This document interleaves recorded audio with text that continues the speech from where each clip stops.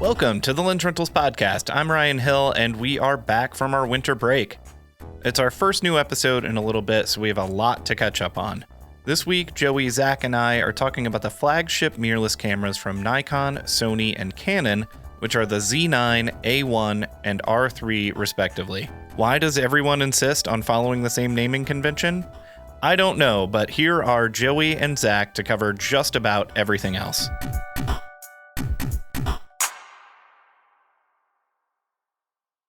Joey, Zach, welcome back to the Lensrentals Podcast. Hey, what's up? Thank you. Just got right into it. This is our first recording in a while, so I don't know if I'm rusty or like I have cabin fever or something. We haven't recorded a podcast episode in like 3 or 4 months. Maybe it's Maybelline. I'm excited to talk to both of you.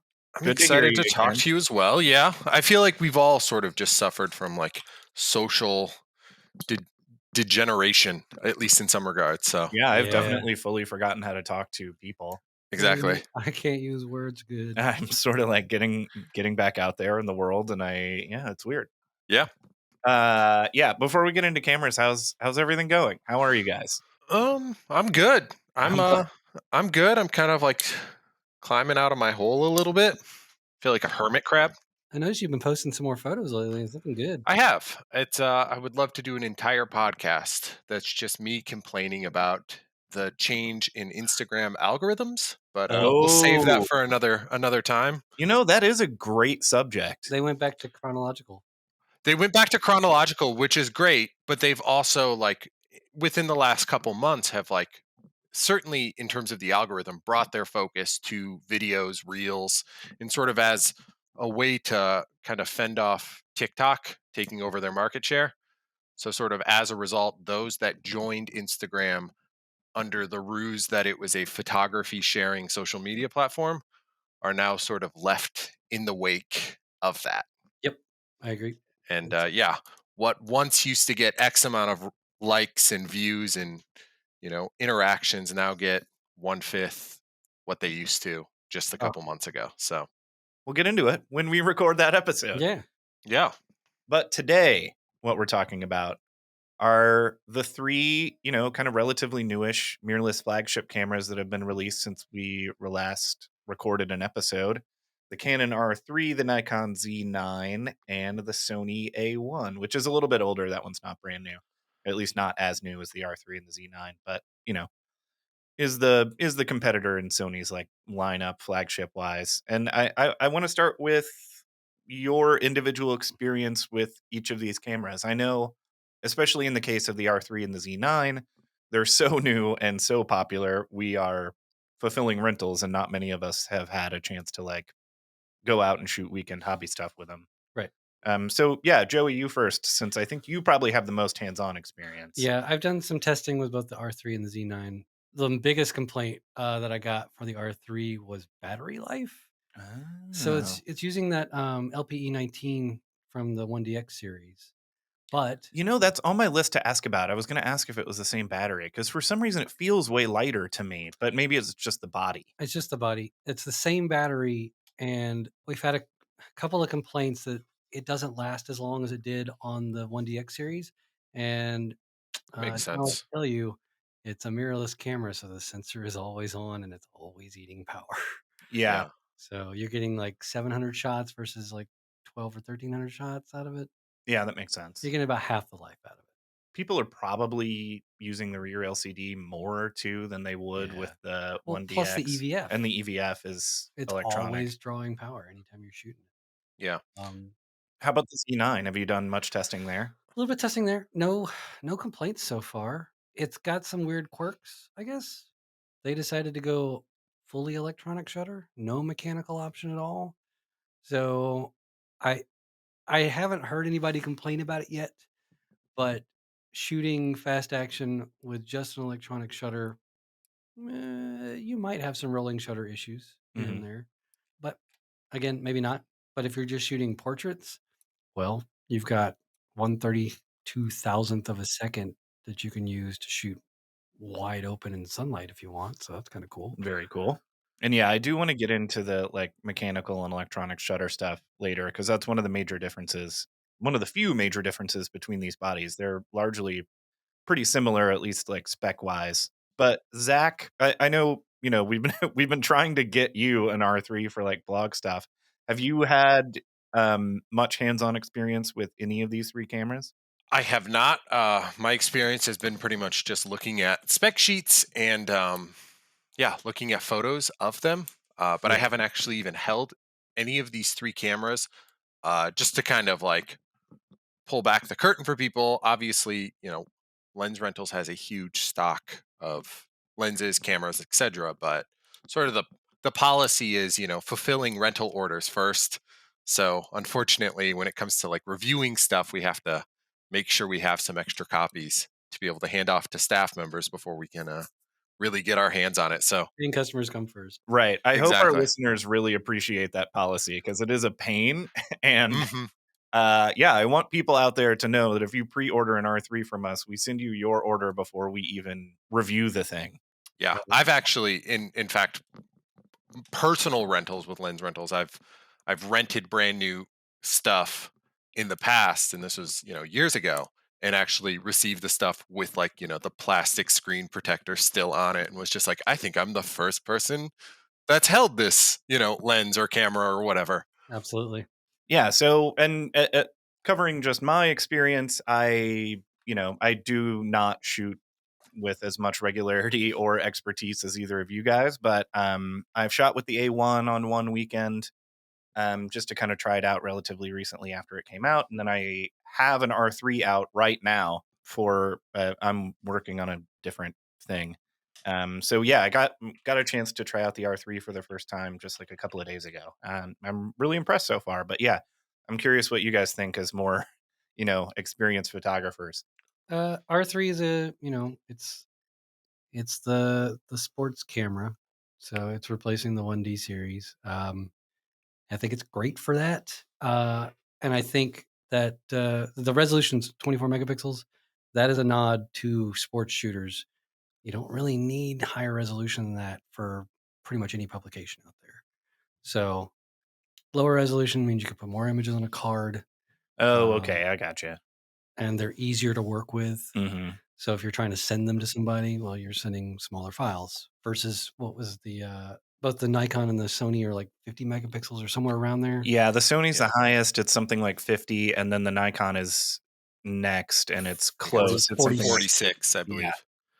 And then yeah, so that's another one of the major feature differences. Is the R3 is something like 24. Is that right? Hmm. Yeah. Yeah, Plus, and the smaller file means faster writing speed.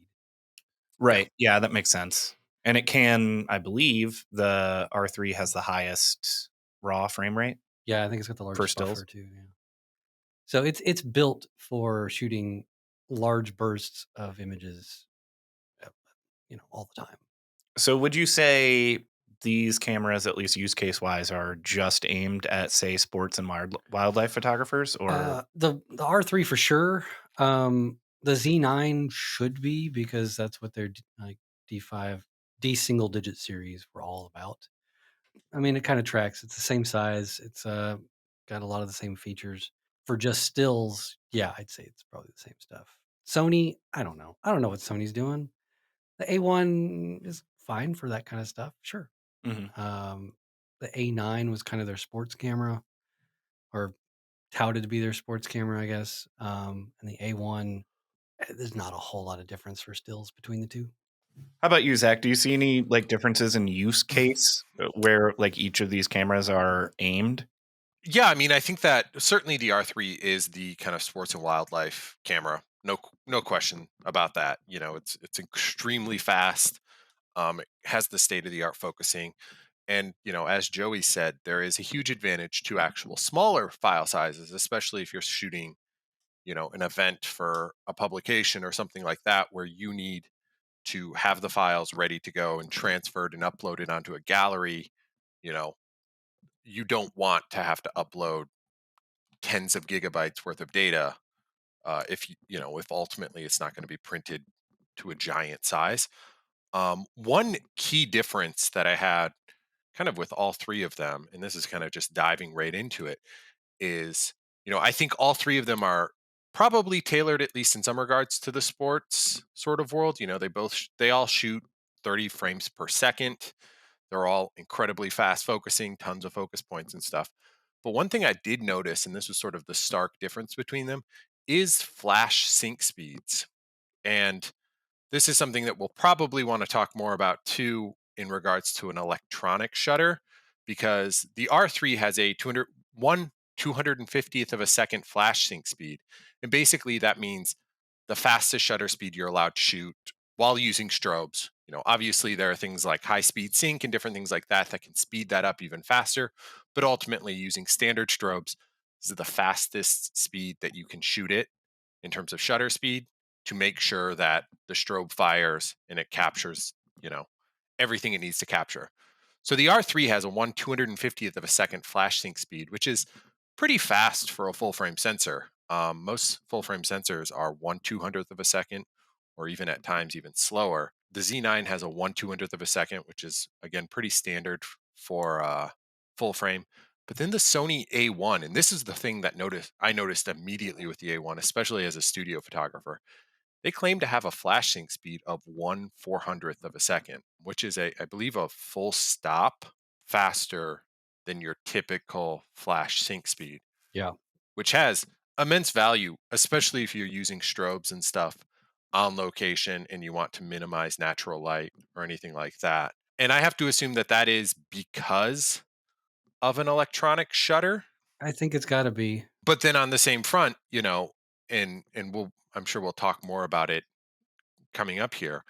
I believe the Z9 is the only one that has a full dedicated electronic shutter for its entire shutter range, correct? Right. There is no mechanical shutter in that camera. So yeah, it's kind of interesting to me, and I'm sure you could explain it certainly better than I could. But I'm kind of fascinated that while the Z9 has an electronic shutter through its entire shutter range, it also has the slowest sync speed when using flashes.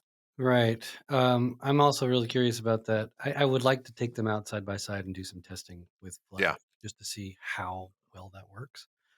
Because an electronic shutter, it's doing scan lines. Hmm. Yeah. I think we could use probably a more detailed explanation on like what exactly the differences Sure. are. So a mechanical shutter, it's two curtains, and one drops and the other one follows behind it. And your sync speed is the fastest speed at which the first curtain is fully open before the second curtain follows behind it. Because to get faster speeds than that, the second curtain is releasing before the first curtain's fully gone. Right. So if you expose an image trying to use a faster flash sync speed than your camera is capable of, only a portion of your image will be like exposed using the flash. Right, because you've got a curtain that's covering part of the sensor when the flash goes off. Right. Versus an electronic shutter where it is scanning the sensor line by line, usually from top to bottom. So it's a similar idea, but it's doing it fast enough that it's not causing any issues like that.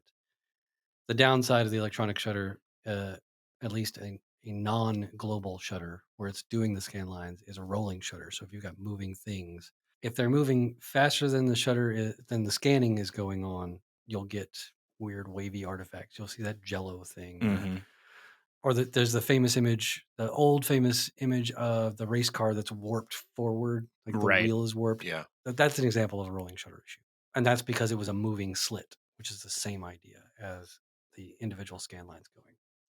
Okay, gotcha. So hypothetically or theoretically, the Z9 should, due to having an electronic shutter versus a mechanical shutter, should be capable of a higher flash sync speed than it's delivering, or at least equal to a camera with a mechanical shutter Right. when it has reportedly the lowest flash sync speed. If I had to guess, the Sony probably just has a faster bus speed or something on the sensor that's allowing it to scan faster, Mm-hmm. which is why it's 1/400th instead of 1/200th. All right. But yeah, again, Interesting. the Z9s have been so popular and we're getting them in, excuse me, very slowly. I think that's probably a chip shortage issue all manufacturers are dealing with. The Supply whole chain world is dealing with right issues. now. So yeah, if you go on our website, at least as of this recording, the Z9 is not available until like June. because we don't have very many copies, and the copies we've got ordered are not coming in anytime soon. Right. Or they're already allocated to orders. So likely, unfortunately, none of us are going to be able to get out in the field for a weekend with a Z9 before like summer. Yeah, it'll probably be October. So I want to like venture back into broad details before we continue into like the technical stuff. I don't know a ton about camera history, but this seems like the first time in history, like the flagship cameras from all three manufacturers are mirrorless. Yeah. Is there any reason at this point, if you're a photographer, I guess beyond the question of budget, is there any reason to buy a DSLR over a mirrorless, a more standard DSLR with a mirror over a mirrorless camera at this point? Is this just the way things are going to continue to go?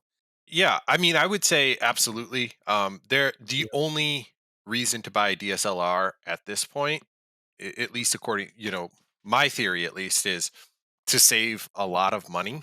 A Yeah. lot of photographers I know are selling their DSLR equipment to buy mirrorless, and so you can usually find, Canon 5D Mark IVs or any of these cameras, the DSLR versions for kind of fire sale prices a lot of the time. Yeah. But if you're not having like a budget constraint, certainly there's no real advantage to going with DSLR, especially since all of the brands have kind of developed their own lens mount for their mirrorless platform. So it's not even like you can certainly use the RF lenses or the Z lenses on a DSLR, but Yeah. it's not its intended use. So The two uh, the two biggest road bumps have pretty much been solved at this point, which were EVF lag and autofocus performance. And now exactly. lag is so short, and AF is better now on a lot of mirrorless cameras than it were Yep. on the DSLR counterparts. Yeah. Right. And the advantage of an EVF, once it gets to the point where there's not very much lag and the resolution is high enough, the advantage of having an EVF with all the information that it can display and zoom magnification, if you're using manual zoom, is huge. That's one of the main things I Yeah. really like about all of these cameras. I love the experience of using an EVF. Well, and you get the sort of like see what you get mentality. Right. It's like if you're shooting in natural light and you have a super shallow depth of field, you can sort of see what the image is going to look like Hmm. in the viewfinder prior to taking the photo. Especially if Um, you got like exposure preview on. Uh, exactly. you can also see what white balance you're shooting with, Yep. how it's affecting everything. Yeah, EVFs are awesome. It's very handy. Oh, I was just gonna say, I mean, I remember the first time getting my hands on a Sony mirrorless camera, and it certainly felt like I was like cheating, all of Yeah, these techniques that I had learned prior. And then I'm just like, oh, now you can just look through the viewfinder and be like, oh, it's underexposed. Like click, click, click. Now it isn't. Like, and yep. just being able to see everything, I was just like, what? This is It's too the way. easy now. Yeah. It's the way of the future. Way of the Exactly. And my weekend experience with the R3, the first thing I turned on, because I was like, I'm excited to see this weird thing, is the eye control of the future. autofocus. And yeah, as another huge advantage of the EVF, that is insane and is very, very, very cool to use in practice. Eye control focus is back, baby. Is back. It seemed It effective. it feels like just like sci-fi technology, It really does. It's wild. If you ever used like what was the old Elon 7 or any of the old film EOS 3, I think is what had it. Hmm. This is light years ahead of that. Oh, Yeah, yeah. so I have heard that this was a feature that they've tried to do in the past, but I had never had direct experience with that. So how did that not work? So it wasn't very like now when you're using it, you've got like 1,000 focus points and it's like looking at which point you're looking at. Yeah. The old one, it was like I think the viewfinder was divided into 3 sections, and it could tell which section you were looking at, and then use the focus point in that section. Oh, okay. So similar, just not Similar, as precise. right? Just really kind of a primitive version of it. That makes sense. And yeah, in this case, it's very much, I don't know, in describing the use case, it's a lot like if you've got live view on and you're using your finger to select your autofocus area. It's similar to that, except it gives you like a live little reticle. Right. I like it better. I like the R3 eye control better than I like the IAF in the Sony cameras, which is just an eye, like a face detection Right. autofocus. And it's Mhm. not one or the other. The R3 has an eye tracking AF too. Right. And But yeah, this isn't that. yeah, the eye tracking works pretty similar in both cameras, but that eye control, It's very fun. I don't know how practical it is, you know. I don't know how many people like really need that. I do find myself like manually adjusting my autofocus area. I am really curious to try it shooting some sports. Like I'd like to take it to some roller derby matches this summer if we Mhm. have any copies, because if it works the way I think it's gonna work, it could be a game changer. Wow. The phrase game changer. Game changer TM. All right. Well, I think that's a great place for a break. And when we come back, we'll talk about lenses.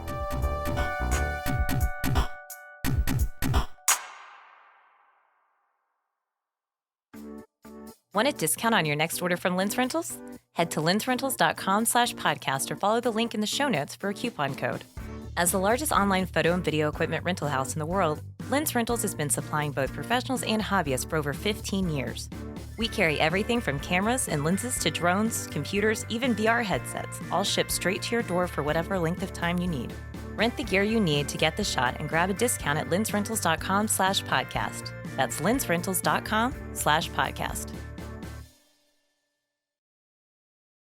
So, well, I guess just speaking feature wise, since we both have this spec comparison sheet up, going down the line, R3 Z9 A1, what do you think is if you had to pick one, what is the defining standout difference with each of these camera models? Because they are like, if you, I've got the thing pulled up right now in my Safari, like as we're recording, I'm looking at this. They are remarkably similar feature wise. You know, For me, I think the biggest standout. It seems, and this is purely just looking at spec sheet because I have not again held any of these cameras, but it does seem like the Canon might have the most advanced autofocus, at least in regards to it has the most number of focus points.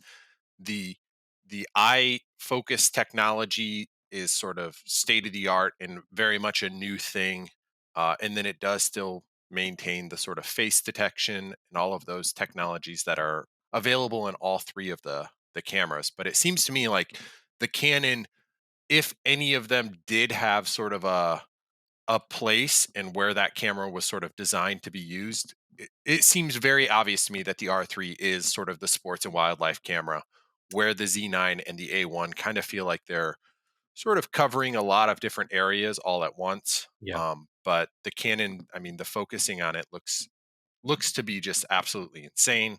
And then, obviously, again, the lower resolution makes it just by and large a faster camera when it comes to just sort of buffer processing and so on. Right. I agree with all that. When Canon introduced that dual pixel autofocus in the 5D4 live view, Hmm. they changed the playing field. Yeah. Now we're 2 generations from that, getting it refined. It's the best autofocus on the market. Like, there's really no contest. And it's not that the other ones are bad. They're good. This is just better. Right. And Hmm. especially though I think autofocus is the most difficult thing to just compare on paper. Yeah. Yeah. Like we can read these specs, but none of us have shot with the Z9. And Well, it and is, frankly, autofocus is difficult to compare in practice as well. yeah, right. Yeah, it relies I even just like the design of the interface can have a big effect on whether autofocus is easy to use on a camera or not. Right. Exactly. Beyond just like number of points and stuff, just the way everything is displayed can make such a big difference. When you get over 100 points, the number of points is just marketing trouble. Yeah. Yeah. These all have several hundred to 1,000 points. Great. That's great. Gives Yeah. you options. Yeah, I don't want people to interpret this as us saying the Z9 has bad autofocus. None No. of all of these cameras are insane great. Yeah. It's just a matter of maybe the R3 that being an even higher priority. Mhm. Right. What would you consider, again, not having used the camera, which is a bummer. What would you consider the standout feature or spec of the Z9? I mean, it'll do 8K video. Yes, that's So true. that's a huge one. Yeah, the R3 tops out at 6K. I believe the A1 does as well. It's got the worst EVF of the three.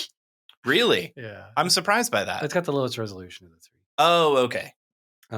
But like in practice as well, you don't. In practice, it's fine. It's high I was enough. gonna say, it's still what 3.6 million. Yeah, yeah, like it's still wild it's still resolution. good. It's still very good. Trying to think, maybe that electronic shutter. It's a cool thing. Yeah. Yeah. You can be totally silent at any time you want. It does mimic the sound, which is hilarious to me. I've never understood. I guess I understood it. No, I still don't. I don't get why an electronic shutter has to have a noise. I don't. Yeah, I mean, I get why people need, you just get so used to the confirmation that you just took a picture audibly, the like audible confirmation that you are taking a picture. It is I kind of could a see, satisfying I click. could see needing that. Yeah. I was gonna say another big advantage of the Z9 is the price, which I think is worth talking about. These are all three incredibly expensive cameras. Yes. Because they are sort of the flagship, the top of the line from each manufacturer. Right. But the Z9 starts, comes in at 5,500, whereas the R3 is $6,000 and the A1 is 6,500. So that is $1,000 difference between, the Z9 and the A1, which is pretty significant. Yeah, I agree. I think the biggest advantage that both Canon and Nikon have over Sony is lens selection. And Do you? I'm adding Nikon into that only because the FTZ adapter works pretty dang well with any of the older Nikon lenses. And same with the R3, the Canon R series. Their RF to EF adapters make those lenses work flawlessly. Plus, native mounts, Canon definitely has an edge. I would say. Yeah. Quality wise. Yeah, the Quality EF. I mean, there's a reason that the EF lens mount was sort of the industry standard, kind of across the board from photo and video for so long. Yeah, and that's why Nikon with the Z mount opened the throat a bit because they didn't want to have that limitation anymore. Yeah. And I'm not saying Sony doesn't have a great lineup of lenses. They do. I hate most of their lenses. Yeah, let's get into this because I plugged it in my outline to be like the second half of the episode, but I'll just plug a break in somewhere. All right, listener, you're hearing this, and that's why maybe the break is going to sound a little awkward because we'll just keep going and I'll plug a break in wherever I can.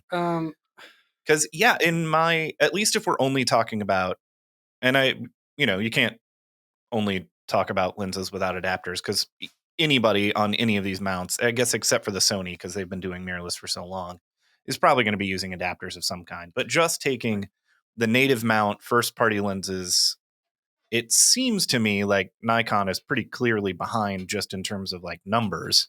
Absolutely. Nikon is, as far as Z mount stuff goes, they are way behind. Mm-hmm. They're way behind. So the only way to really fill that out is to get an FTZ adapter and use your old F mount lenses. And that is a big strike against Nikon. They do have stuff in the pipe. Who knows when it'll get here with the supply chain issues that are going on? Yeah, that's rough. It could not have hit them at a worse time. Yeah. But, I'm not going to say Canon's perfect either because they're not. A lot of their RF, especially the long lenses, are all relatively slow. Like you've got those f8 lenses that 100 to 500 is like a 7.1 on the long end.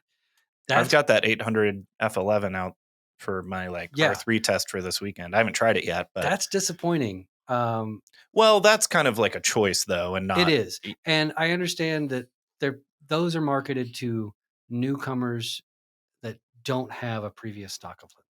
Right. Yeah. I mean, so Canon offers an 800 f2.8. No, it's a 4, isn't it? Yeah. It's a 5.6, I believe. 5.6. That's right. Anyway, they offer one that's a lot faster, but it's so massive and fucking $17,000. Yeah. Right. Yeah. For sports shooters that have been shooting on the 1DX series for a long time, they've already got their lenses. Mm-hmm. And all they need is that RF adapter. And then those lenses work perfectly fine on the R bodies. Mm-hmm. They do. And here we have a whole stock of them. So if I'm taking one home, if I'm picking between the three, I'm probably taking the Canon. Yeah, that makes sense. And I've talked about this before, and I'm sure these brands aren't actually begging for it just because of sort of what it means, but Nikon and Canon, especially in their mirrorless performance, would benefit so much with just third-party developers.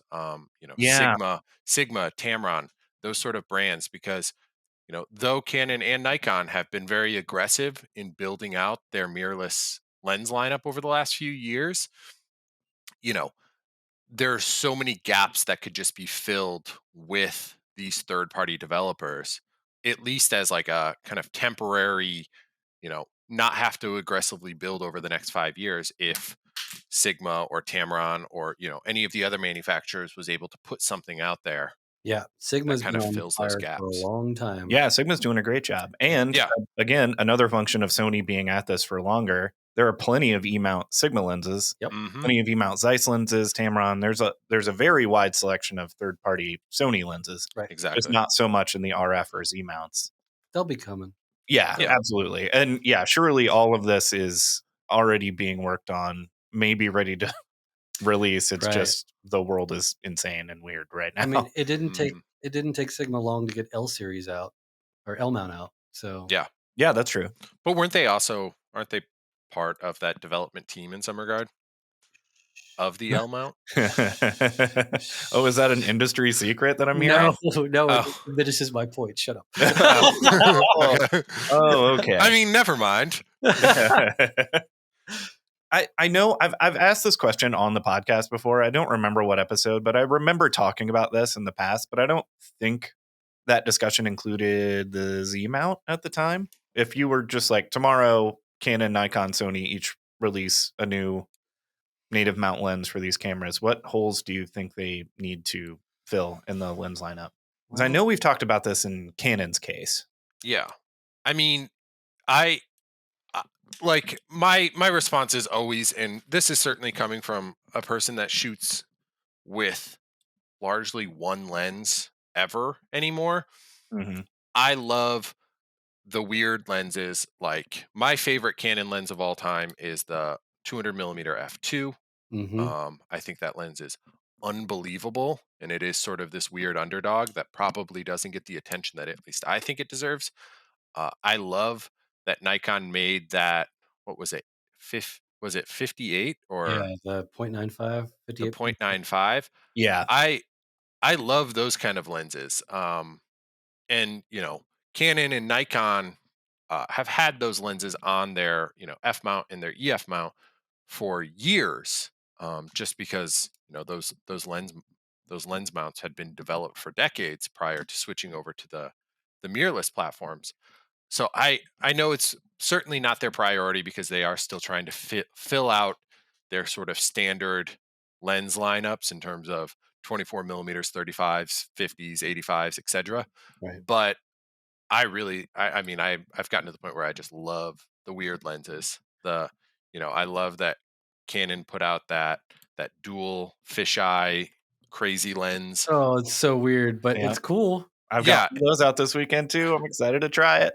Yeah, and it's again not a lens that I would ever personally use just because it's not a format that I'm familiar with or really have much interest in, but I love when these brands sort of push the bounds and instead of making just another boring 100 millimeter f2.8 or whatever, like they just kind of do something a little different that might give sort of a unique look to a different photo. Right. Nikon's got all of their 1.8 primes. Hmm. They've only got a 51.2. I would like to see more faster primes. Yeah. The 1.8's always been kind of the budget. Yeah. And They don't have a ton of long zooms either. They don't. Well, they got the 400 2.8 now. They've got the 100 400 now. But yeah, we could use something longer.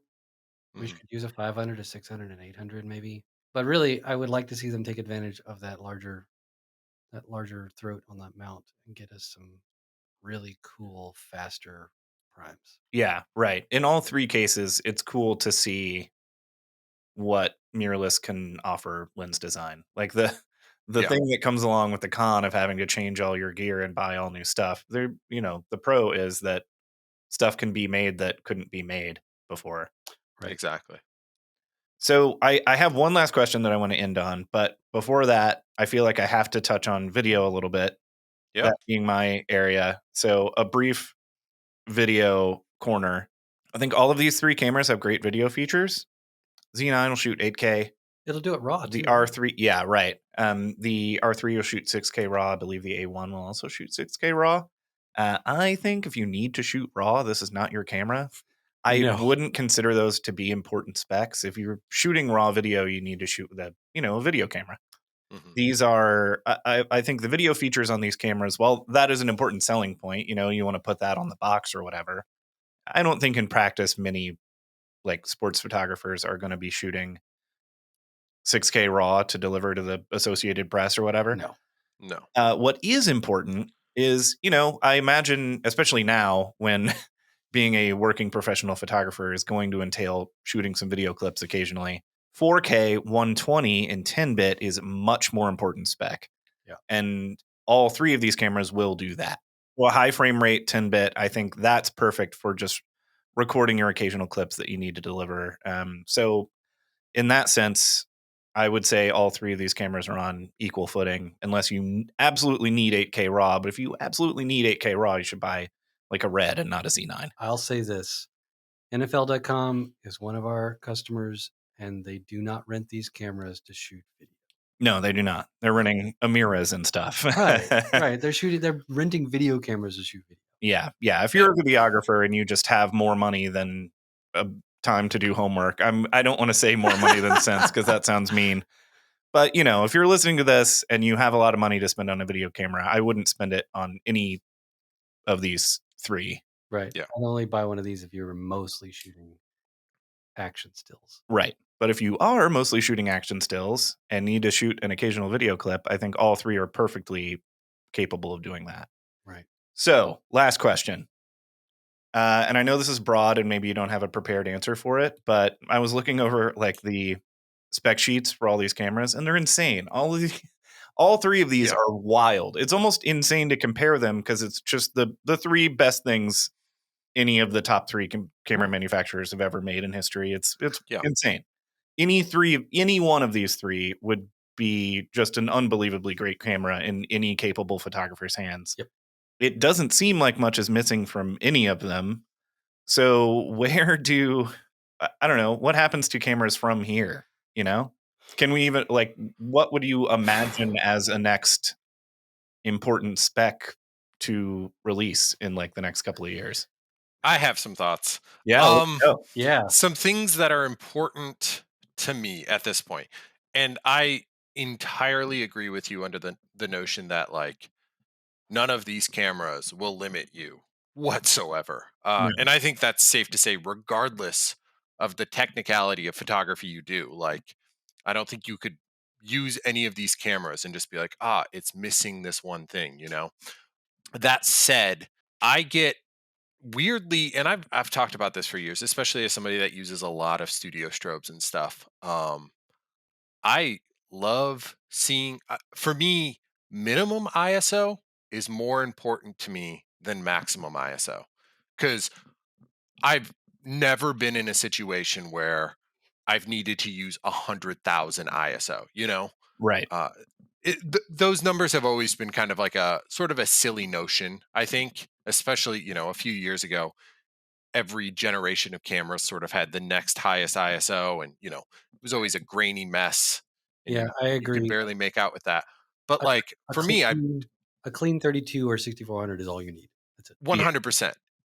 But for me, using strobes, studio strobes and stuff, especially on location, one really great way of sort of minimizing natural light, of course, comes with lowering your ISO and your camera sensitivity. So, both the Canon and the Sony, and I think it's probably an electronic ISO.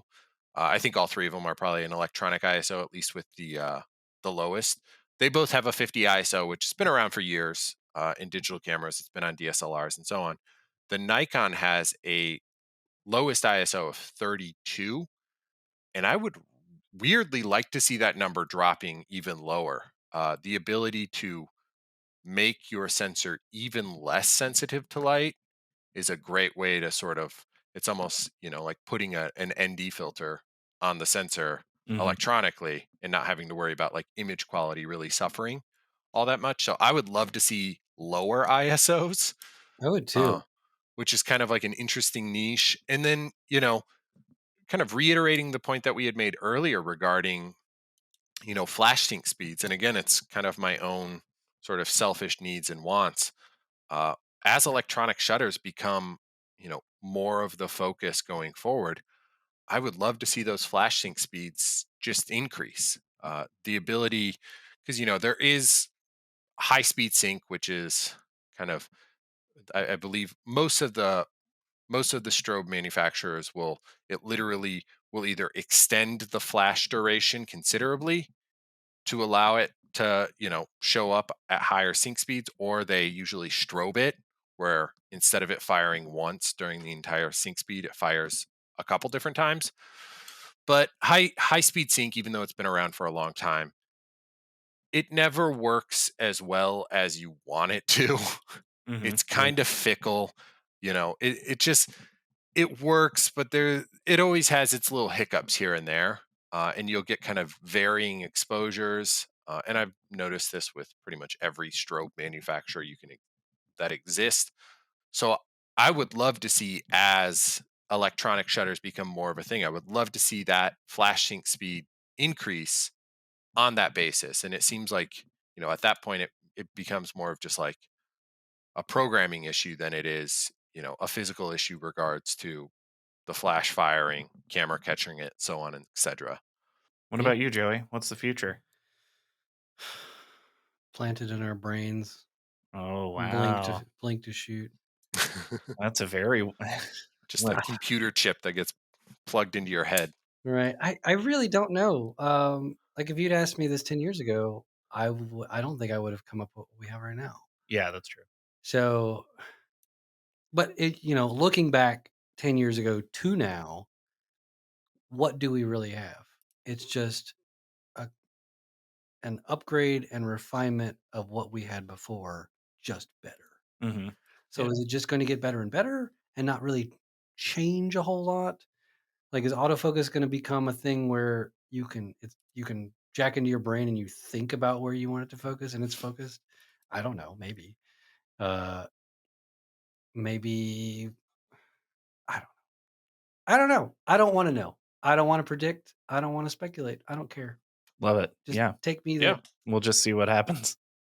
Thank you guys so much for coming in. I think that'll about do it. Perfect. It was Sounds wonderful good. to Yeah. record a podcast. Always have a good. Yeah. I'm Always a excited to good get time. back into doing these. It was great to talk to you both. Hopefully, we'll talk soon. Yeah. We'll see. Yeah. Take care. Goodbye. Thanks for listening to the Lensrentals Podcast.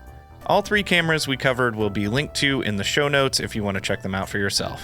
As always, head to lensrentals.com/podcast for a discount on your next order from us. And if you're enjoying the show, you can support it by subscribing and giving us a review on Apple Podcasts.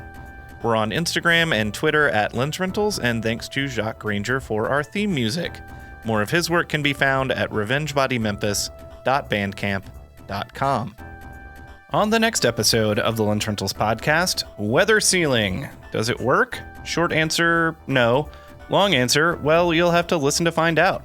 Roger and a special guest will separate truth from marketing on the next episode of the Lensrentals Podcast.